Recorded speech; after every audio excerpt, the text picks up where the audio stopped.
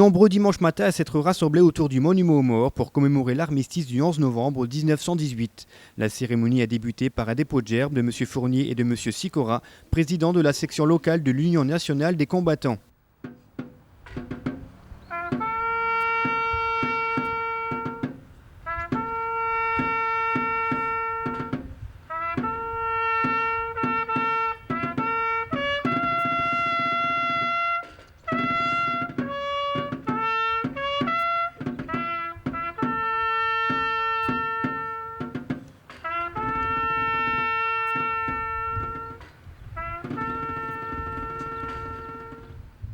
M. Sicora s'est ensuite exprimé pour rappeler les milliers de morts provoqués par cette désastreuse guerre. Tous ces morts de toutes les guerres ressuscitent un peu par l'imagination ou par le souvenir.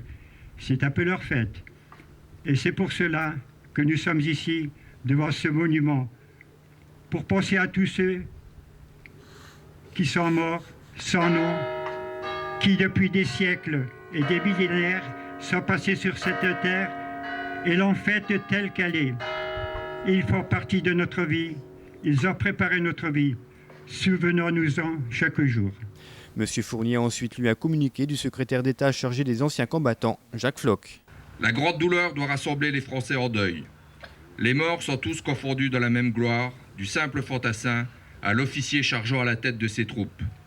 Les poilus ont connu un mélange de grandeur, de naïveté, d'horreur, de banalisation de l'atroce, de joie car ils y ont eu, d'autant plus forte que l'on pouvait perdre la vie à tout instant.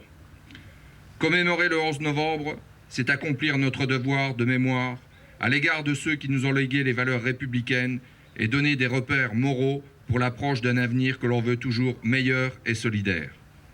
Le 11 novembre est le symbole d'une victoire, victoire de la démocratie, mais aussi victoire de la paix sur une désastreuse guerre civile européenne, entraînant une grande partie du monde dans son malheur. Une Europe de paix et de liberté, unie par la seule volonté des nations qui la composent, demeure une garantie précieuse contre la répétition d'un tel désastre. L'histoire d'aujourd'hui en assure la démonstration. S'il est vrai que les hommes meurent deux fois, la première fois le jour de leur décès, la seconde fois lorsque plus personne ne parle d'eux, ayons garde de toujours préserver leurs souvenirs. Enfin, Charles Berlet, vice-président de la section UNC de Romba, a remis 6 décorations militaires à d'anciens combattants. Messieurs Charles Pilat et Camille Maire ont reçu la Croix du combattant. Raymond Lechletter, Gérard Loher et Bernard Cotenet ont été décorés de la médaille d'Afrique du Nord.